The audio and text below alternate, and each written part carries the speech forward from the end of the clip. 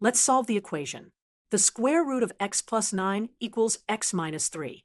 This problem seems straightforward at first, but there's a good lesson about extraneous solutions hidden inside. To get rid of the square root, let's square both sides of the equation.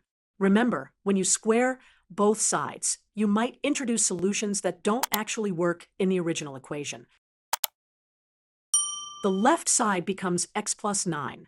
The right side is x squared minus 6x plus 9. Now let's move all terms to one side to set the equation equal to 0.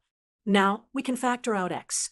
So our possible solutions are x equals 0 and x equals 7. But wait, you expect a neat answer. But remember the tip about squaring both sides. You can sometimes get extraneous solutions. That means we must check if both are valid in the original equation. Let's check x equals 0. Substitute 0 into the original equation. The square root of 0 plus 9 equals 0 minus 3. That means 3 equals negative 3. That's not true. So x equals 0 is extraneous. It's not a real solution. Now try x equals 7. Plug 7 into the original equation. The square root of 7 plus 9 is the square root of 16.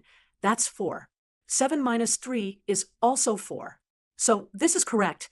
X equals 7 is a valid solution.